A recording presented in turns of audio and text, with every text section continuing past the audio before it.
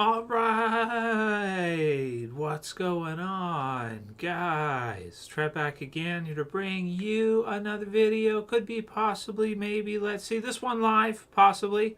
If this works, let's see if this works. Reason being is because we got like Roku, and we're streaming shows for Tristan to watch, Disney stuff usually. Just stuff to have on in the background when he's playing in his play area and stuff like that. Good to keep the little ones busy, right? Otherwise they get into trouble or they just sit there and cry all day. So so we'll see how the connection is, and you guys know the drill. Once somebody can hear me, just let me know. The Walking Dead, The Ones Who Live, episode 3. So this will be a live for the episode called Bye, which is basically the episode, midway point episode for the season. And there we go. People can hear me. Okay, we're good. Thank you, Bryant Martinez. I appreciate it. Just let me know. Always good to know. And Owen Malloy, what's up? We got Charles. How you doing? We got Trigger Trey, 15th. Okay, nice. If I was a rapper, my name I would never be a rapper. If I was a rapper, my name would probably be Trey. I'm just saying, I would never. I don't like rap at all. But if I was a thug Trev would be named Trey for sure.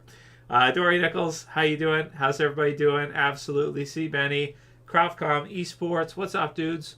So we got and Spry waving a whole bunch in pink, so that's fine. So we got the new episode tonight. It's on right now, I think, in terms of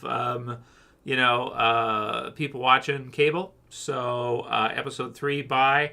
It's a pretty good episode. Posted the review a little bit ago, about I don't know what, half an hour ago, something like that, for the review for episode 3. Felt like it's a pretty good episode. I liked it mostly for Michonne, and it's a pretty smart episode, especially in the back section of it. You almost get the sense in this episode that Michonne is confused over what the heck is going on with Rick, and surprised to see Jadis there. Feeling like maybe, she doesn't really know what's going on. Feeling like Rick is kind of keeping her in the dark on some things. And then you have also Thorn in this one, who, it seems like maybe she wants to off Michonne, sort of. We get the sense maybe there's a couple of reasons for that. One possibility is because she sees her as a liability for sure, especially for Rick, and could possibly get her in trouble, or could ruin what she's got going on in terms of her promotions and such in the CRM. But then the other possibility is whether or not she has feelings for Rick. So if she has feelings for Rick, she may want to off Michonne because, women can tell this stuff, and maybe she senses that, something going on between her and Rick. They know each other, this kind of thing. I'm trying to keep up my mind on who knows what and kind of where each character's at with their awareness, because that's a lot of what the CRM is like about. Because you have Jadis, who basically has the info on the Survivor group, Rick and the Survivors, now that Rick has left for a while and everything. But, Alexandria, and then eventually, the Commonwealth. I don't think Jadis knows about the Commonwealth, but if you guys remember the Commonwealth, they have a good number of survivors, a lot more than Alexandria or the different, smaller communities had. Because you had like Alexandria, you had Hilltop, you had the Saviors, Oceanside, right? You had kind of the different little communities, but they were really small. I mean, compared to what we're seeing now with the CRM, where it has like 200,000 plus survivors, the size of Alexandria and the others was just like, what was it, less than 1,000, I think? If you add up, all the different communities, Oceanside and Hilltop and Alexandria and Savior's Spot, even Junkyard, like that's less than 1,000 people. So the CRM has 200,000 people plus, right? It's so many, so far as we know. The Commonwealth, I forget exactly what the number was, but it was like, it wasn't anywhere near what this is. Anybody remembers how many survivors were at the Commonwealth? Put in a comment for the rest of us so that we can discuss and see. So, pretty good episode there, Alonzo. How you doing? And Yeah, already a lot of people watching AMC Plus. Yeah, Bryant Martinez. A lot of people watch it on AMC Plus for sure. And once it gets to be Sunday, that's kind of what you're expecting to see. I think out of the first 3 episodes, this is probably the one that I enjoyed the least after seeing it. But then again, it's kind of a smart episode, so it's pretty cool. At least it's one that you can kind of think about, like afterwards. Let's see. Yeah. Okay. Let's see here. I'm just making sure everything is good with the stream and such. Some people are probably watching the episode now. You think so, right? Like 50,000. Okay, thanks, Connor and Brian. I can't remember off the top of my head. Is that right? 50,000. So it's quite a bit. It's possible 50,000 could beat 200,000, depending on their military and how things go. But after we get to see what the CRM is, it's like it doesn't feel like to me the Commonwealth could mess with the CRM almost at all in terms of their helicopters, locations, secrecy, intel, everything they do. It doesn't feel like the Commonwealth is anywhere near as strong as the CRM is, from what we're seeing here.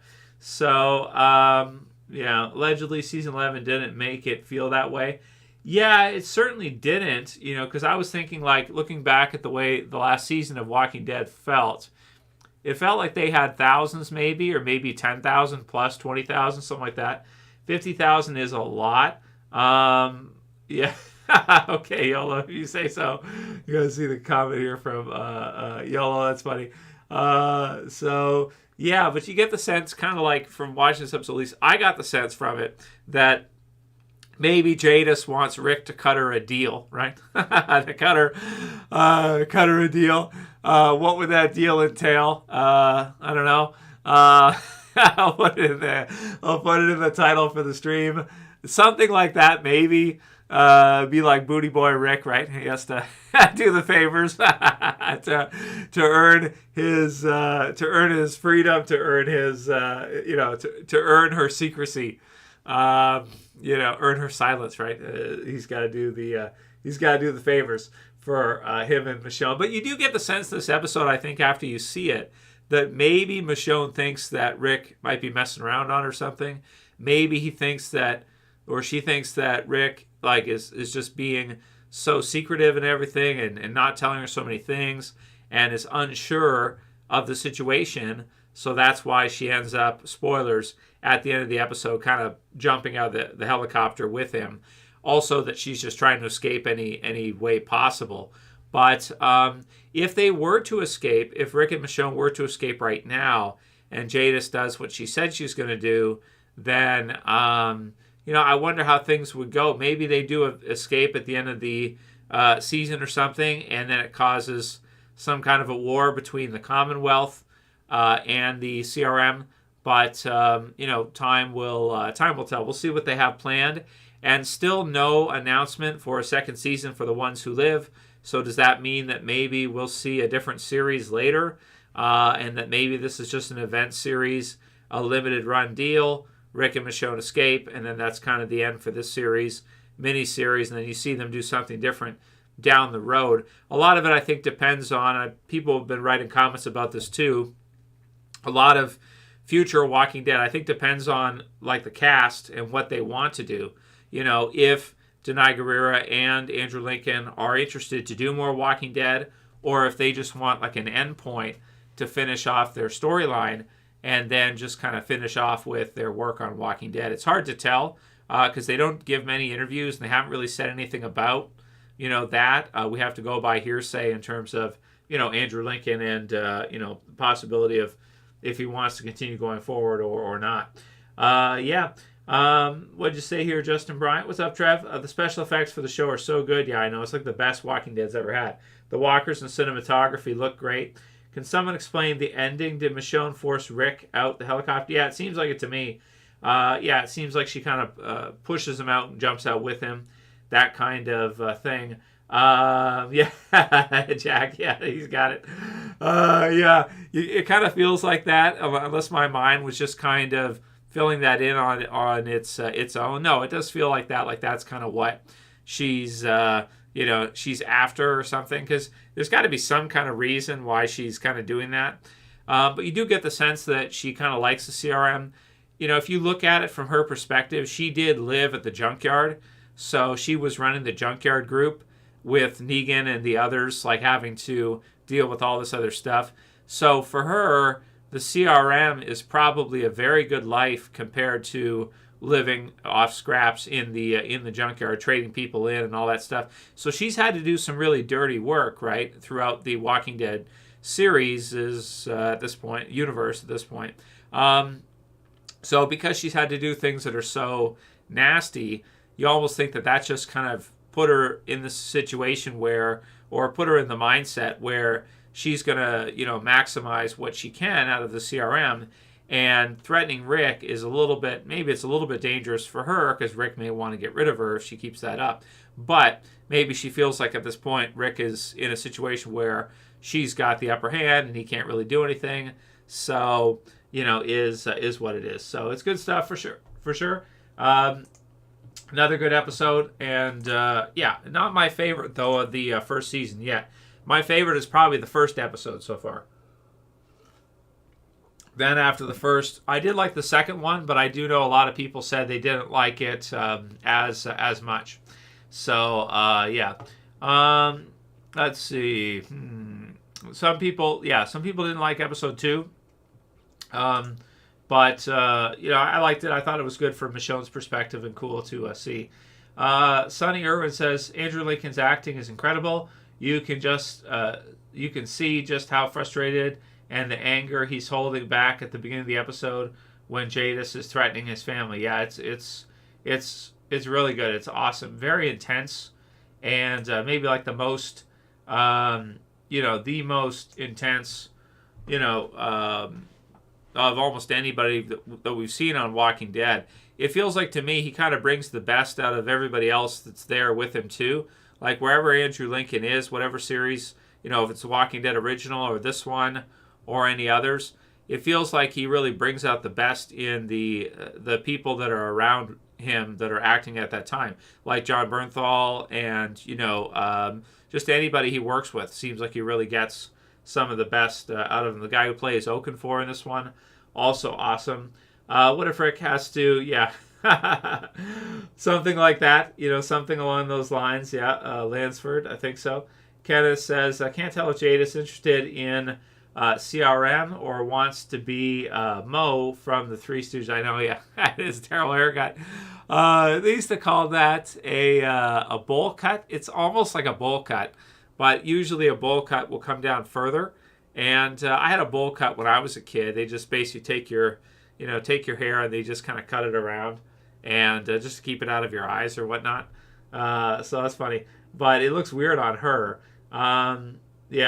So HFG, I haven't completely disliked any of the 3 episodes, which is a big deal for me because I've been hate watching Walking Dead for the past couple of years. Well, I definitely think that The Ones Who Live is the highest quality Walking Dead series we've seen. I think it has the highest budget of any series they've done, even more than the original. And it's really, really incredible for sure. So the quality, the intro, everything, it's awesome, absolutely. So Danal Hash Me says, I feel this episode was really choppy. Is it just me? No, it was not just you. I felt the same way. Especially in the first half. So I don't know how I feel about Thorn. I can't understand what she's saying half the time with her accent. I just can't understand her accent that well. So I watch this. I watch the scenes. Sometimes I listen to it back twice, and maybe it's my ears or something. I just can't always understand her exactly. I sort of kind of understand her, and sort of don't. Something along those lines. Tesla's got a bit of a slow episode. The haircut was the real war crime, not Omaha.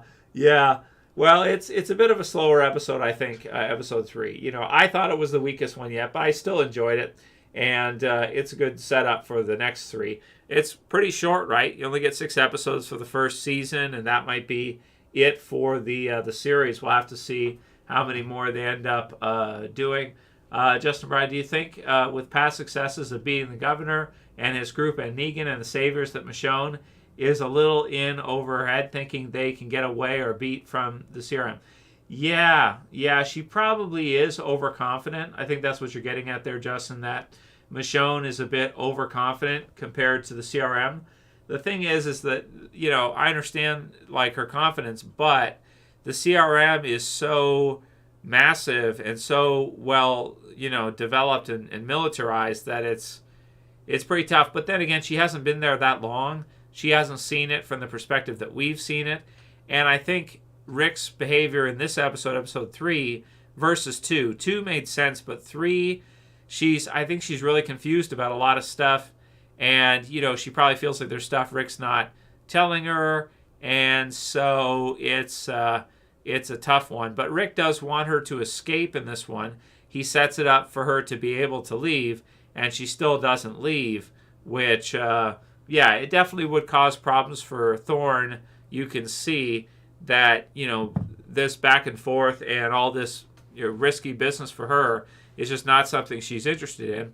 But what do you guys think about this? Write a comment for this. Do you think that Thorn considers offing Michonne? Do you think it's because Michonne disobeyed her? Do you think it's because she's a liability for her and Rick? Or do you think it's because she possibly has feelings for Rick?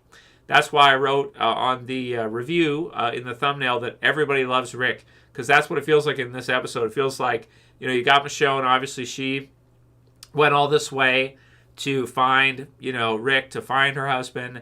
And then you have Jadis, who seems to be interested in Rick, let's say, possibly for whatever.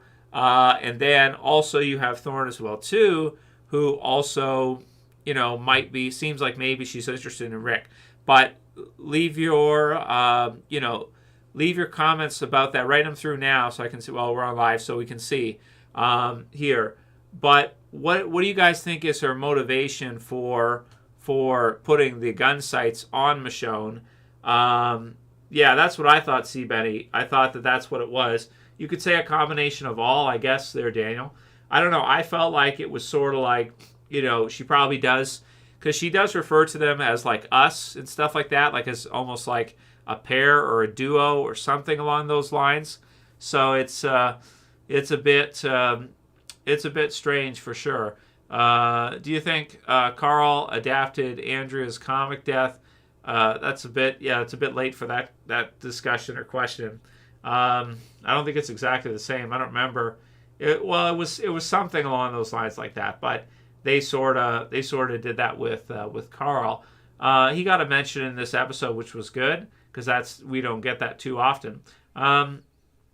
Forgot she's been gone that long. There's quite a bit of a time in between both. EB23, Pollyanna McIntosh, Jadis actress, play Nazibitch with that haircut. I'm just trying to see, like, I can't tell if Pollyanna McIntosh could she be trans? Is she transgender? I can't really tell. Like, sometimes it's hard to tell. That could be very offensive, by the way. I apologize if she's not. I just don't know. Like, because you look at her, she probably knows that she's like a villain. She's a villain actress, whatnot. So, she's not very good looking, at least not in this role. But, I was thinking about that as I was watching this episode, because sometimes I like to try to figure out if some people are trans or not. like are they, not? And with her, I'm like, is she, or is she just like a masculine woman? Like, which one? Like, which one is it? There's a few ways you can kind of get a good idea. One of the ways is a shoulder to hip ratio. Adam's apple is another way, but shoulder to hip ratio. So on males, especially masculine males with higher testosterone, their shoulder width is going to be wider than their waist typically, if they're in any kind of shape at all. Sometimes if a guy's really like overweight, it's kind of hard to tell, but they're supposed to be shoulder width and waist smaller.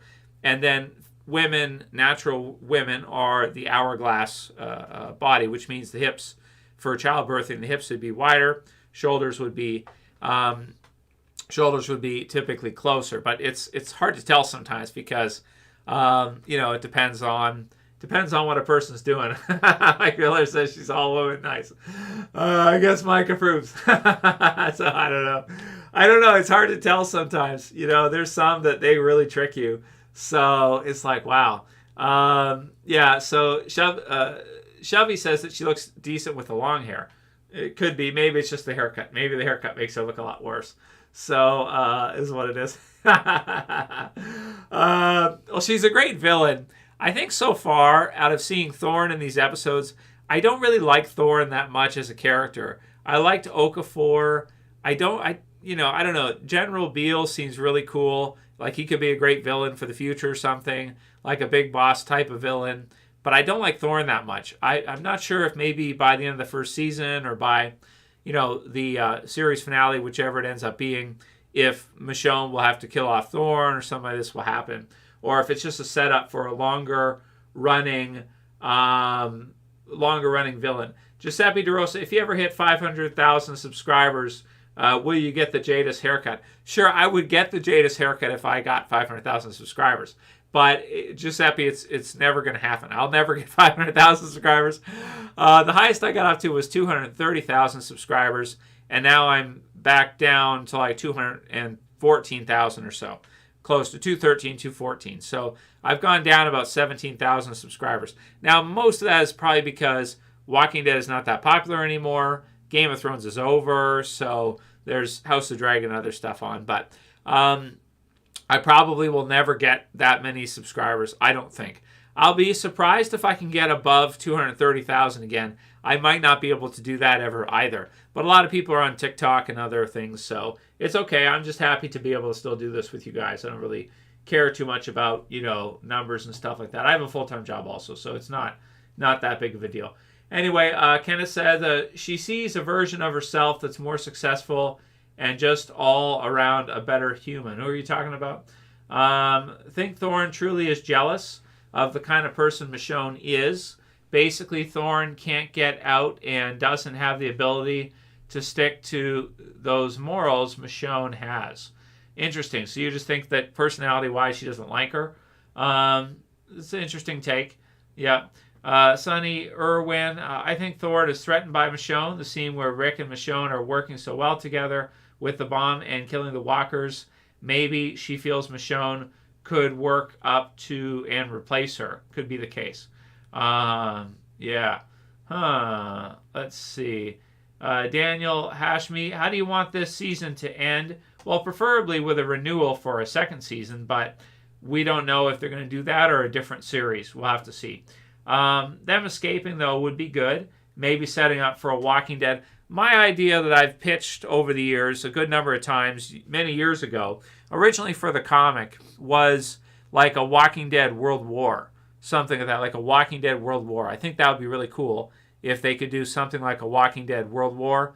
Maybe you do it between the CRM and the Commonwealth, but there's also the group in France with Daryl. So, at least they could do like a big war in Walking Dead, like the biggest war we've seen. But it does bring to question budgets, whether or not they have the budget to do a giant Walking Dead war. Could be really cool, but there's a lot of unknowns. Interest is also a big question, a big unknown. We don't know how much interest in the future the fan base will have for Walking Dead, and we don't know if all of the cast and crew are interested in sticking around for Walking Dead that much longer, because they've already been on it so long. They might, Andrew Lincoln might not want to do that many more seasons. So it just depends. Sonny, I agree. Michonne is very strong compared to the others. That's for sure. Definitely. Let's see. Shelby, Michonne doesn't know about the Commonwealth. Oh, yeah. That's true. You're right. She left before it, didn't she? Good point. Yeah, good point. Let's see. Let me see if I got all you guys' comments. Okay, we got a few here. Marilyn said, Jadis, Pearl, and General Beale. Will the real villain please stand up? Yeah, I know. Yeah, that's true. We'll have to see who ends up being like kind of the big bad of the series. It felt like originally General Beale would be, but maybe not. Maybe it will be Jadis. Although the thing about Jadis is that she's a Walking Dead OG, so she's not a new character, whereas Thorn and General Beale are, new characters. So you kind of feel like Jadis, maybe for that reason, kind of has an up advantage over the other two in that she's a Walking Dead OG since season 7. When did we run into the Junkyard group? Season 7? I think so. I think it's season 7 that she shows up. It's not season 6, right? It's got to be somewhere. Jadis's first appearance has to be like around season 7-ish, right? Isn't it? Something like that. And we all thought it was just a filler group, and we thought that there was no, greater point to it or anything. But it ended up being an awesome storyline for Rick and for everything they've done with it. I think so, for sure. Yeah. Tesla, never imagined Jadis going from a weird talking junkyard lady to a weird military commander. What interest would the CRM have in her? Well, why wouldn't the CRM have known about Alexandria? She didn't tell them. She didn't spill the beans. So both her and Rick didn't spill the beans about Alexandria, so they were not able to find out, I guess. It was a small group of survivors. They probably wouldn't care anyway, because the CRM is so huge. A small group like Alexandria, unless maybe they're going to go in there and take everybody and bring them all in. But do they need to do that? Even if they were aware of Alexandria briefly, it's not like, it really wouldn't have anything to offer the CRM anyway. They could kind of just forget about it. If they wanted to do something about it, they could. But it's probably one of those things that, like, even if they knew about it, what would they really care? It's like a small group of survivors, less than 100 or so? I forget how many people are in Alexandria at like around season 10, season 11-ish, but it's not that many survivors, so why would they even care, really, right? Let's see. Will the ones who live, Ray says, will the ones who live cross over with the Daryl series? Yeah, it's a good question. If they do like a larger war, maybe the group in France could be somehow connected with, against the CRM, or, somehow connected or something. It could be really good. Yeah, thank you, Strength Theory. I appreciate that. And for all the rest of you as well for subscribing and for joining the stream. Appreciate it. Probably don't even see the real Jadis, maybe Anne being the closest. Some people are like that, though, Kenneth. Like, some people, a lot of people are so fake on a daily basis that you don't really get to see, like, who people really are. You don't know. People go to work every day, and, they could seem like, that they're friendly, they like you at your job, whatever, they're a good coworker, whatever. But you don't really know the person. You don't know people the way you think you do. You don't. Sometimes they'll stab you in the back. They'll rat on you. They'll do stuff like that. So the Jadis situation with Rick is like, she was running a junkyard group, so it's kind of like, I think it's within character from what we've seen in her past before. She's always been questionable back and forth throughout the whole series, even back with Negan and the others. She's opportunistic, I guess you could say. Never imagined Jadis going, from weird talking junkyard lady to weird military commander. Yeah, I don't know. I mean, I guess she's just crafty enough to where, she can play the game well enough to where it's good. She's got previous experience, though, running that group and doing things that are kind of underhanded. So in military, that can be a huge advantage if you don't have really a moral compass. Because if you think about military, because you have most people who are just civilians, right? They're like mostly Christian based in terms of their values. They're nice to each other. They're good to their neighbor. They're mostly good people. And then when they join, if they become a soldier, they join any military, right? It doesn't have to be just U.S. It could be any, or CRM and Walking Dead. When they join any military, the country they're joining of the military has to basically reprogram them. So they have a sort of like or if you go with Muslim people, for example, similar as well too, right? Although they have a little bit more, some of their rules are a little bit more strict than like a regular Christian type of value set that most people in the West and a lot of groups of people have, especially Aryan people, Northern European white people have a lot of that, have that Christian belief system that is given to them from 2,000 years ago, the Roman Empire, till now. That's kind of the dominant, sort of programming set to give to people, right? And then when they join a military, like a CRM or any kind of military, they have to, they do the boot camp stuff, they shave their heads, but they have to essentially reprogram them to be a killer, right? You have to take people that are thou shalt not kill. They get the 10 Commandments. They get their, civilian programming.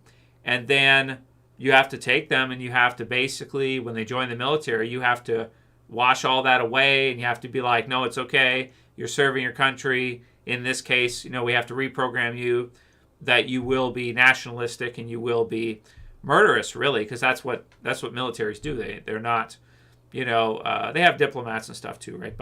But they're not, they don't adhere to that regular civilian programming. So different for each one. So if Jadis is ahead in that, if she doesn't really have that regular civilian mindset, moralistic type mindset, then she'll be ahead of the curve in terms of, military duty, right? So yeah, let's see. What else did you guys say here? I'm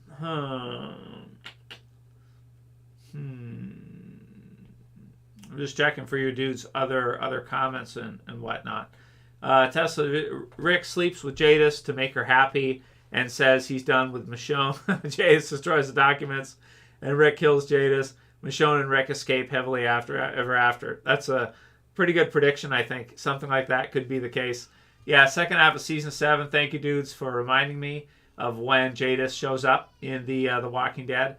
And let's see. HFG says that Thorn is jealous of Rick and Michonne, but not necessarily in a romantic type of way. Yeah. Yeah, let's see. What else did you guys say? Daniel says, do you think Silas will make an appearance in this season? I don't think so. I don't think they're going to use anybody else from World Beyond at all. But I could be wrong. There was mentions of Heath maybe. Maybe we could see Heath at some point in, in The Ones Who Live. So we'll see if they bring him in at some point. Want to know the fate of Isabel, says Harmony. I don't know. And let's see. Yeah, we'll have to see at the CRM who are like the main villains and the main players there. Yeah. Let's see. Yeah, Tesla's got a good point, which is another thing to pick at for fun, is that something like the Commonwealth would no doubt come on the CRM's radar. At some point, yeah, the Commonwealth would, because of the numbers, right? They wouldn't be able to keep it. And they're also not that big on secrecy, really. Not in the same way the CRM is. Maybe a little bit, but not. And their outfits, if you look at their outfits too, it's almost like they put it right in the outfits that the Commonwealth has the white stormtrooper type outfits for like the good, and then the CRM has the all black, noir outfits for evil, right? So yeah. Mark May, do you think Shane could come back next episode? You mean like in some kind of vision or something for Rick? I don't see a reason to do it anymore. They've already done that enough times. They wouldn't want to overdo it. Maybe you could have Carl come back at some point. That would be sweet. But having John Berthel come back again, I don't think you wouldn't want to do it because you already did it at the end of Rick's time in the original series. You just don't. There's no benefit to it. But to have Chandler Riggs come back as Carl in some kind of vision or something, or like the ghost of him to haunt Rick, that would be awesome if they could do something like that. Maybe they won't, but at least he got a mention in the episode. That's good. Hellfire, yo, just finished the episode. Absolutely loved it. Love it, dude. Awesome. Giuseppe, I really don't believe General Beale is a true CRM leader. Yeah, probably not. He's just one general there. Do you think there's somebody higher than him? Oh, I'm sure there is. Yeah, I think so. Let's see. It would be cool if Carl was still a character, Tesla DeVici. I agree. He could have been used a lot in further series, but I don't know. They had their reasons, I guess, at the time, although I think it was a mistake, too. I agree. It's probably the biggest mistake of Walking Dead was not having Carl survive on past season 8. Yeah, he should have definitely. It wasn't worth it. The shock value they got out of it during all that war, it wasn't worth. They should have kept him around for sure. Yeah, Iron Man score. Nice. Do you think Rick's team up with Jadis or Commonwealth to attack the summit they are building? All 2 commanders will all be in one place, eliminating a big part of the CRM threat. Juan Estrada, not to bring up WW2, but there was a team the Germans put together in WW2 when there was a meeting among the Allied leaders, and they tried to get a team together to do an assassination, but of all of them that were there in the one place. I forget where it was located. There's some books about it. I'd have to look it up because I don't remember the details. But they tried and it didn't work. So yeah, they failed. So they were going to paratrooper in and try to get rid of some of the ones that were there. So it'd be a good way to do it, but nobody knows anything about it right now. They don't know. Commonwealth and nobody else really knows anything about it. They've really kept a lid on it really well so far. Let's see. What else did you guys say? Okay, let's take a look at. We got some of the pictures ready to go. We'll do the super chat from Mark May. Thank you for the super chat there, Mark, who says, "What is your favorite spin-off so far between The Ones Who Live, Dead City, and Daryl?" I'll give you the order, Mark, and then tell me yours as well. And thanks so much for the support. I think the ones Who Live is in its own category. Like the Walking Dead, The Ones Who Live is at its own level. The others are not comparable to this in my mind. Now, it could be because we had to wait so long to get to see Rick again. It could just be the how epic it is and the intro and just how anticipated it is. The Ones Who Live is in its own, for me anyway, and a lot of people I've seen online, a lot of viewers and comments and everything. The Ones Who Live is in its own category, I think. It's a spinoff, yeah, but it's like the true sequel to the Walking Dead series, for me anyway. And I know it doesn't have Daryl, Carol, everybody else, but bringing Rick back was so important that I view The Ones Who Live as The Walking Dead #2, the sequel, Walking Dead 2. The others feel like a side story to me, with The Ones Who Live being the prominent sequel to The Walking Dead, and a worthwhile sequel too, like not one that's a letdown. It's really as good as any of the Walking Dead episodes. Like some of these episodes, The Ones Who Live, the first episode especially, I would say is as good as regular Walking Dead was. Like it's even better probably. So I put it in its own category, and then I like the Daryl series maybe more than Dead City, which I'm surprised because I thought I would like Dead City because they have Negan. You guys know how much I like Negan. But the Daryl series is done also with such high quality. It also feels very movie-esque or something like an HBO Game of Thrones-esque type of series, which I really love. But the Daryl series seems to be the one that's the most niche right now. A lot of people like Dead City. I think it got higher ratings than the Daryl series in terms of viewership. So Dead City's a lot of fun, but I'd have to go Ones Who Live, Daryl series, and then Dead City. Although the Daryl series is not as much fun as Dead City, I do think of it as like kind of an epic journey for Daryl. We'll see how how the Carol episodes are delivered in season 2 and what they end up like. But that's my order right now. Be sure to send me yours through there, Mark May. I appreciate it, man. And that's where I'm at right now. It's just like The Ones Who Live is in its own, it's at its own level. The others are not at the same level for me. Yeah, Mike Phelps likes it, says he gives it a 10 for incredible episode. Really good. Iron Man agrees. Ones Who Live on its own level. And Ones Who Live, no doubt, says Tesla. Yeah, for sure. Yeah, absolutely. So we'll come back for Mark's reply, and he'll give us his favorite spin-off series, sequels. So we got there with Rick. Yeah, I got some of the snaps from the episode. Jadis. Great villain, though, for sure. So, And the intro, I mean, like, the intro is one of the best Walking Dead intros they've ever done, I think. Maybe it's the best, right? Like, it's awesome, dudes. Really, really cool. For sure. Yeah. So, it's also funny and weird to see Michonne play this Dana character that she's kind of invented. It doesn't really work. People can tell it doesn't really match because she's, like, smashing walkers and doing stuff, saving people. Doing stuff that they know is like, no way. Yeah, my least favorite character so far would be Thorn. Just can't understand her that well. Accent throws me off. I don't know. It's okay, I guess. General Beale, good. Yeah, very good. But he has not been in this. I thought he would probably be in the series more. He's actually, so far, he hasn't been in it that much, right, dudes? Like, not that much. So, yeah. We'll see. Yeah. Spring Guard and the rest. Yeah. So we'll see.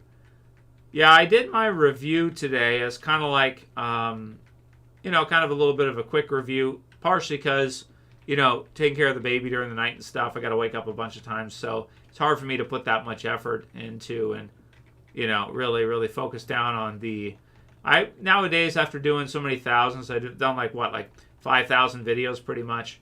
I sort of just focus on the big things that mean the most to me, and that's kind of the way I do it. The takeaways from each one, because we've had like hundreds of episodes of Walking Dead now that we've reviewed. This was great here when they push through. I like that one together. That one's really cool when they do that, and kind of like the bomb. Great scenes to see them back together again like that. Really, really good. So to get to see them together and all that, really fun. And that's why maybe it's just the order of things. Like you see them together, and then in context, right after that, you see Thorn consider getting rid of Michonne. That's kind of why I felt like, maybe she has feelings for Rick. That's kind of what I thought. And then she also stopped right away. So that just made me think like, maybe that's part of what's going on here. So we'll see. And Jadis is really freaky, right? She's like really creepy. I don't know. She just is. Like she's just got the creepzilla stuff going on all over the place. So yeah, and then the helicopter, and I think that was pretty much it, right? So we'll see for next week. It looks like another great one. And then they did the Insider. I actually don't watch the episode Insiders. That's just me. I don't know why. I'm not really into it for whatever reason. I just don't. I don't watch them. In terms of news for The Walking Dead, not that much. How to watch Ones Who Live. This is comicbook.com. What refresher about Jadis? I guess she had a bad haircut even back then, and she used to dye it too. The color looks different now. I guess it's just the lighting. But this is like when a hair dye doesn't go right. It looks like really bad. It's like the girls who dye their hair like pink and purple and green and crazy colors. If any of you are watching and you have pink hair, I'm not trying to offend you, or green or blue or whatever. I'm not trying to offend you. I get it. You try it, whatever. But, I think it doesn't. If it's longer, maybe, but, grow your hair. Grow your hair out, okay? I'm just saying. I'm just throwing it out there. Okay. Will there be a season 2 of Ones Who Live? So that's kind of where we're at right now. Not that much new. So, yeah. So they go into a few different things there. So that's everything I think we've covered and talked about. Bad haircut and the rest. Let's see. I think that's it. So yeah, that's it for Walking Dead Just Won't Die. I agree with that, Gizmodo. That's true. But that's it, dudes. That's pretty much it that's the kind of the screen captures for the episode and the news for Walking Dead. And thanks again for Mark May, who says, feel free to wait to reply. Assuming you had a year of training, who do you think you could beat in real life? Negan, Rick, or Daryl, or none at all? Like as characters, because you gotta differentiate between characters and like actors, whatnot. Like it depends if you mean like Trev versus Negan, Trev versus Daryl, Trev versus Rick. I wouldn't want to fight any of them because I like them all. But yeah, I would need some training with firearms. I don't have basically any firearms training or anything. So I would probably lose to all of them when they get their signature weapons. But I don't know if it was like, hand to hand, for example. They're all kind of older, and I'm like, I think I'm about 205 right now, 206. I'm kind of freakishly strong, like compared to most guys, because I've been doing like weightlifting and bench since I was. Yeah, this is gonna sound self-indulgent, right? Okay, anyway, maybe hand to hand, I could tap a few of them, maybe. But with weapons, I don't have any weapons training or anything. So they'll all be, as characters, they'll all beat me. Okay, let's put it that way. Okay, I tried to answer your question, Mark, without being, without sounding narcissistic or something. Let's just say they'd all beat me. Okay, how about that? How about we do that?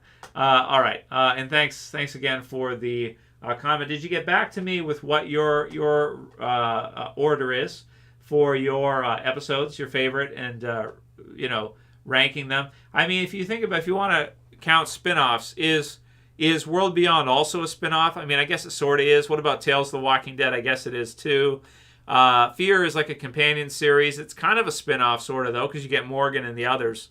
So if you have to rank all of them, I go Ones Who Live, not counting the original series, like Ones Who Live, Fear the Walking Dead, and then maybe Daryl series, and then Dead City, and then the others. That's the way I would.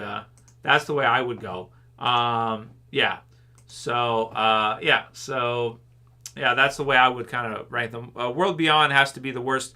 Tales of the Walking Dead slightly better than World Beyond, but also has some weird episodes like episode 2. That's really not good also. So, but thanks for the super chat there, Mark, and thanks you Takashi for the support as well. Let's read yours next. And see what you had to say. So Takashi says, The Walking Dead, The Ones Who Live, has got a higher cost than Game of Thrones Season 6 and 7 and The Last of Us. It's feature film level, just like the original Walking Dead episode 601, 801. AMC is making big feature every episode. Yeah, I agree. And thanks so much again for the super chat there. Takashi, you're good with the. Takashi's really good with the numbers.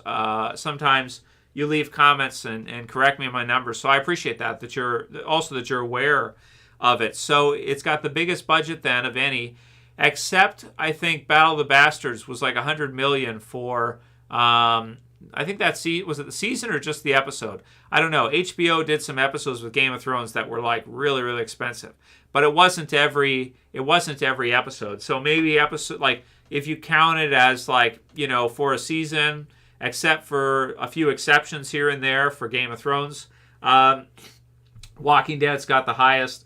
The Ones Who Live has the highest budget for any Walking Dead series and higher than most of Game of Thrones. Yeah, so that's really good. Well, I think it feels that way too, doesn't it?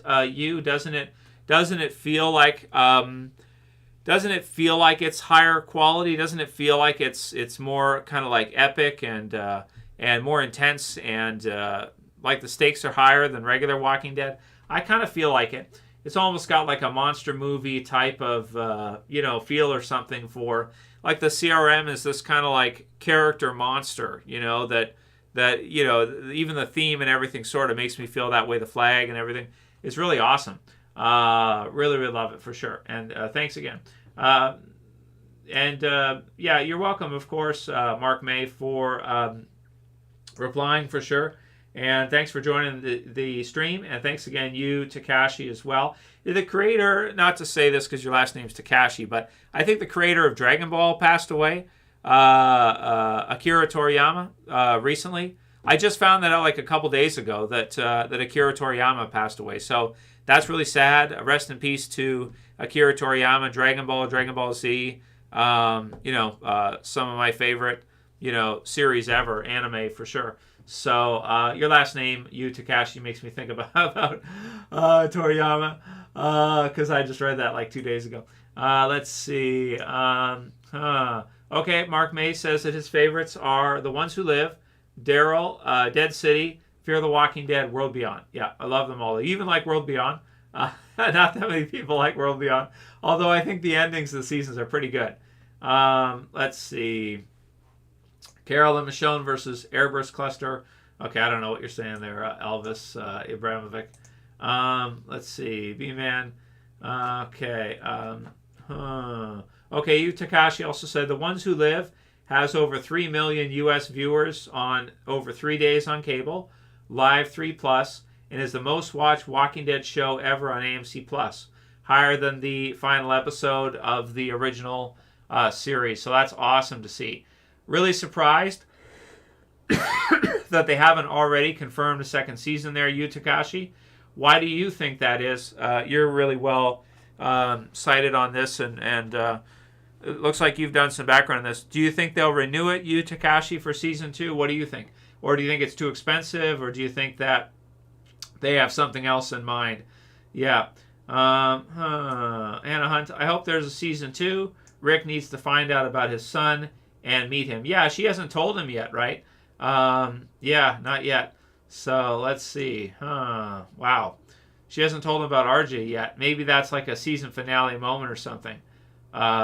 You'd think that she would tell him right away, but for whatever reason, she hasn't told him yet. Weird as that is.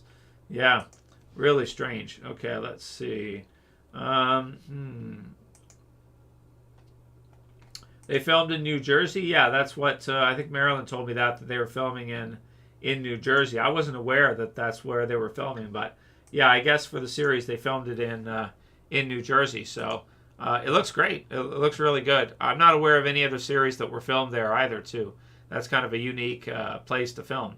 Let's see. Yeah. Where's my chat?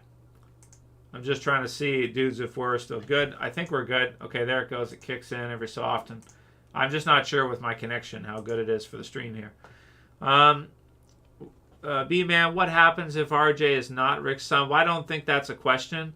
I think that, that's basically confirmed by Michonne automatically that it is Rick's son. And I don't think she was with anybody else but Rick. They were married and stuff, so I don't think that's part of the story. I don't think they included that, or that's even possibly. Yeah, right. She's right again. Yeah, okay. A little late. The timing doesn't quite work out. Let's see. She didn't want him to be reckless, so Daniel thinks that she didn't tell him about RJ because she doesn't want him to be reckless and to take, chances or anything. Because, if he finds out, then he might be a little bit more reckless. Maybe she'll tell him in episode 4. We'll see. Let's see. Yu says that I think it depends on the storytelling more than anything. If there's more to the story, then there should be a season 2. Yeah, maybe that's true. Maybe you're right. Maybe they only have a certain amount planned for the CRM, and that's kind of the way it's going to go. Yeah. I do agree, Johnny Tabasco, that the story progresses more in episode 3 than 2. Episode 4 should be good too. Yeah, it should be good. It looks really good. So I'll wrap up soon here with you guys because I don't want to go too long. And I got to help Jess with the baby too. I can't ask her to watch him all the time. I got to help sometimes too. Let's see. John Seymour, I just started watching your videos again. I watched from season 2 until Rick's last episode in season 9. The new spinoff has brought me back, watching from Prince Edward Island. So thanks for watching there, John Seymour. Yep, really cool, really great to see Rick back, absolutely. It's a shame it's only 6 episodes, though. Yeah, that's not very much. Okay, Johnny Tabasco, looks like episode 4 will be nuts. Wonder if it's past the point of no return, or if Rick can explain the sudden departure from the helicopter. I was excited to see the echelon briefing. Yeah. Okay, let's see.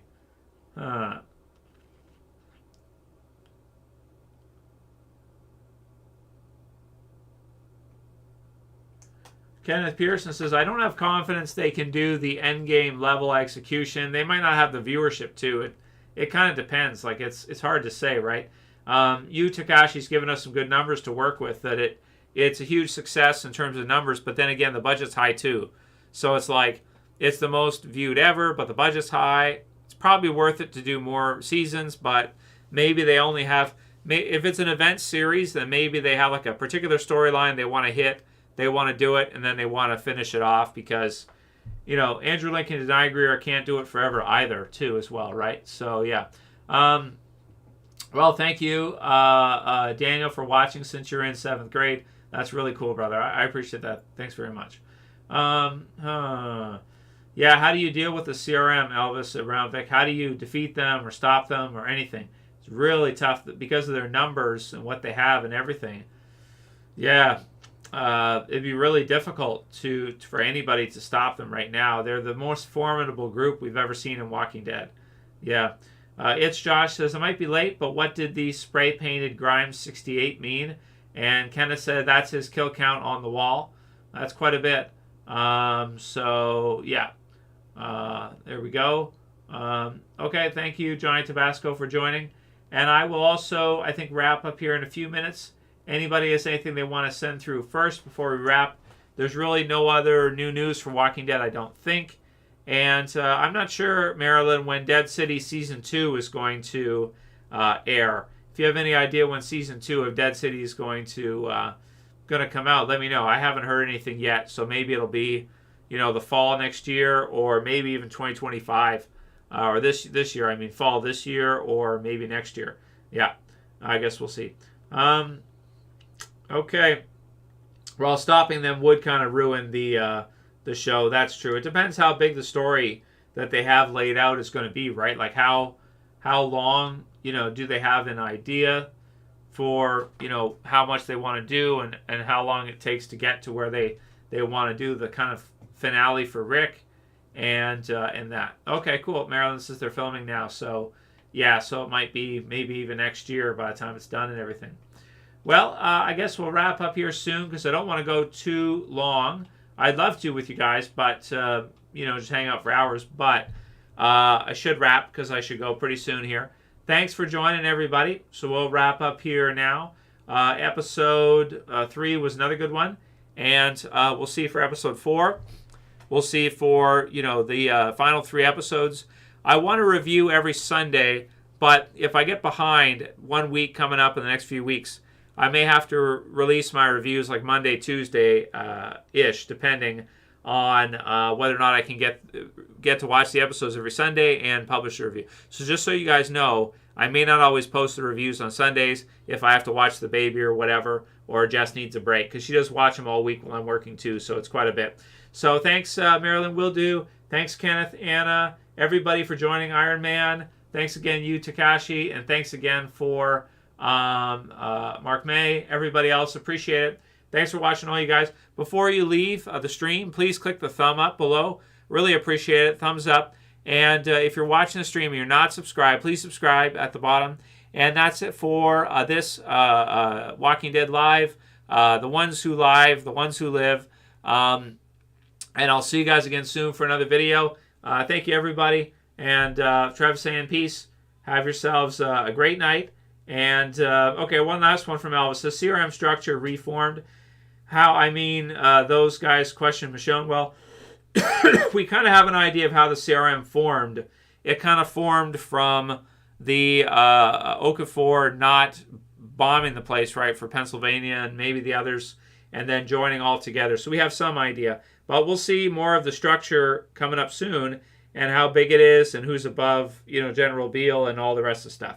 So thank you, Dexter. Thank you, everybody else. Thumbs up. See you guys soon. Subscribe. And I'll,